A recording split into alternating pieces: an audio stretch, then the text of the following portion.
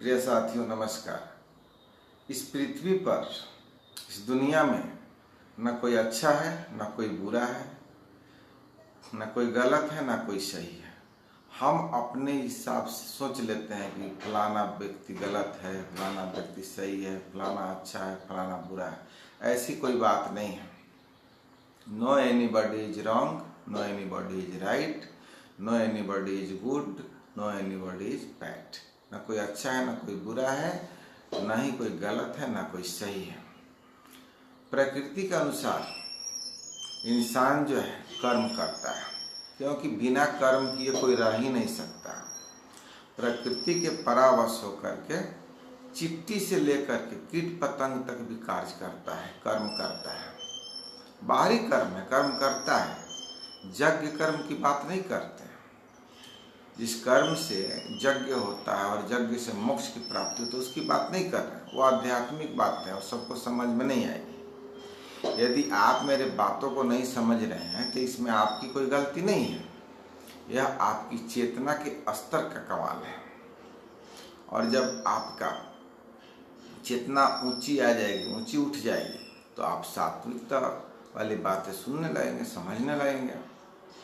मनुष्य जो है 3 गुणों के अधीन होकर के तामसी, राजसिक और सात्विक 3 गुण हैं। तो तामसिक गुण वाले जो हैं भूत की, प्रेत की पूजा करते हैं, क्योंकि उनको जो है परंपरा से पूर्वजों द्वारा यही मिला है। राजसी वाले देवी देवता की पूजा करते हैं, तो उनको जो पूर्वजों से वही मिला है।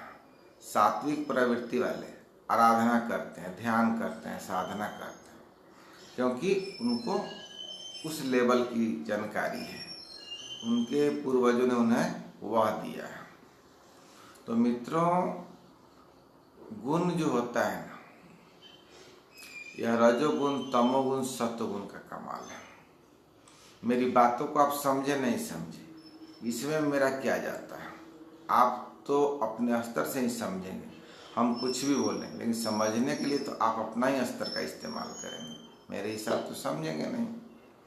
उसी प्रकार जो मनुष्य है 2 प्रवृत्ति है, सद्गुण और दुर्गुण। तो सद्गुण वाले जो है सदाचरण करते हैं, दुर्गुण वाले दुराचरण करते हैं, दुराचरण करते हैं। जिस प्रकार हमारे पूर्वज हमें अपनी संपत्ति देते हैं, जैसे कि किसी को रोजगार है उसके आने वाले पीढ़ी को रोजगार मिल जाएगा, किसी को होटल है तो होटल मिल जाएगा, किसी को खेती किसानी है तो किसानी मिल जाएगा। बहुत सारी संपत्तियां पूर्वजों द्वारा अगली पीढ़ी को दी जाती है। उसी प्रकार पूर्वजों द्वारा पूजा पाठ कर्म कांड भी दी जाती है। उसी में से कोई व्यक्ति सत्य का जो खोजी होता है, भटकते भटकते खोजता है और खोज करके वह परमार्थ के मार्ग पे चलता है। जब तक सद्गुरु उसे नहीं मिलता है तब तक भटकता है, उससे आत्मिक शांति नहीं मिलती है। जब ही उसकी चेतना का स्तर ऊपर उठता है, धीरे धीरे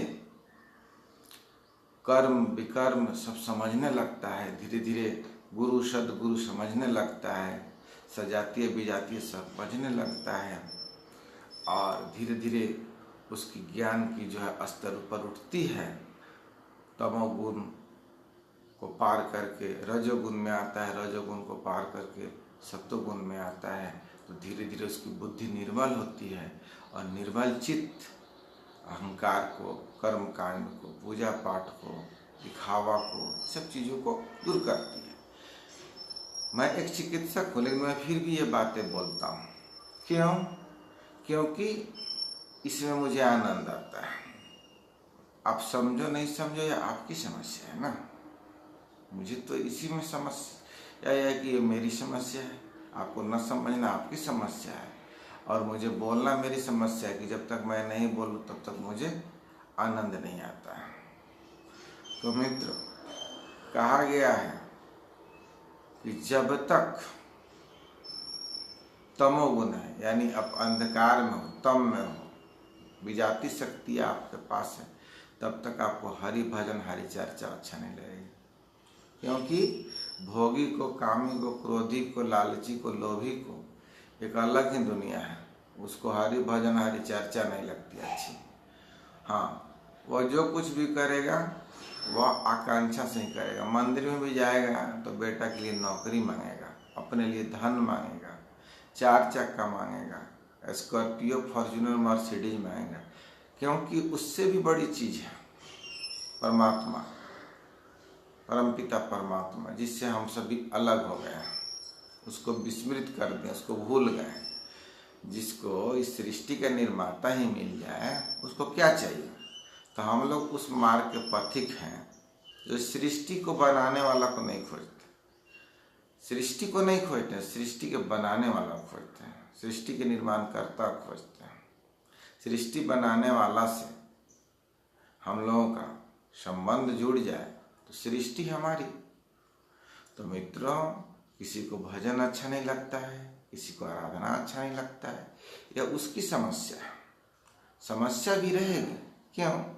क्योंकि अभी वह आसुरी प्रवृत्ति में जी रहा है, राजसी प्रवृत्ति में जी रहा है। जब वह सात्विकता के मार्ग पे चलेगा, जब सत्वगुण के उसमें वृद्धि होगी, तो वह खुद ही मांसाहार छोड़कर, दुर्विचार छोड़कर, व्यभिचार छोड़कर, लोभ लालच छोड़कर, काम क्रोध अहंकार को छोड़कर परमार्थ के पथ पर लग जाएगा। और यह इतना आसान नहीं है, यह गुरु कृपा से होता है। तो मित्रों, कोई भी व्यक्ति प्रकृति के अधीन होकर कर्म किए बिना नहीं रह सकता है, लेकिन कर्म का स्तर उसका भिन्न होगा, क्योंकि वह कर्म जो होगा उसको रजोगुण, तमोगुण, सत्वगुण के प्रबलता के अनुसार होगा। उसमें जो गुण ज्यादा होगा उसी मार्ग पे चलेगा। राजसी, सात्विक और तामसिक 3 गुण हैं। मनुष्य 2 प्रकार के ही होते हैं। 2 प्रकार के होने का मतलब उसके गुण, अंदरूनी गुण, प्रवृत्ति। स्त्री में भी लोभ लालच होता है, उसमें भी काम वासना क्रोध होता है, पुरुष में भी होता है, उसी गुण से भरा हुआ है। शारीरिक बनावट स्तर है, अलग अलग है, शारीरिक बनावट का स्तर अलग है, लेकिन गुण सब में पाया जाएगा। तो मनुष्य में आसुरी और दैवी 2 ही शक्तियां होती हैं। आसुरी होता है तो वह दुर्गुण भरा काम, वह कुरुक्षेत्र में जीता है, कुरु यानी कौरव की तरह जिंदगी जीता है। और जब धर्म क्षेत्र में होता है तो सद्गुण में जीता है, वह पांडव की तरह होता है। आगे हम और भी पात्रों की चर्चा करेंगे।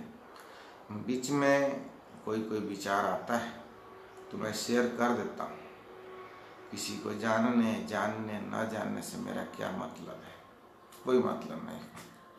मैं अपने विचारों को आप सभी के बीच में अपने आप को अहोभागी समझता हूँ, भाग्यशाली समझता हूँ कि ईश्वर हमसे अच्छा बुरा जो भी हो टूटी फूटी भाषा में बोलवाता है, मैं बोलता हूँ। बाकी तो सब प्रभु की मर्जी। मित्रों, आगे हम महाभारत के और पात्रों के बारे में चर्चा करेंगे। उसमें 30-40 पात्र हैं, उससे ज़्यादा पात्र नहीं है। पात्र की चर्चा करने के बाद हम फिर महाभारत यानी गीता के संदेश पर चलेंगे। महाभारत से ही गीता निकला है, कीचड़ से ही कमल निकला है, लेकिन कीचड़ या संसार है, महाभारत होते रहता है, और गीता उसमें से निकालने का नाव है। उस कीचड़ युक्त जल में से, उस गंदी नाला में से निकालने का कार्य गीता करती है। श्री कृष्ण योगेश्वर करते हैं। तो मित्रों, नमस्कार, शुक्रिया, धन्यवाद।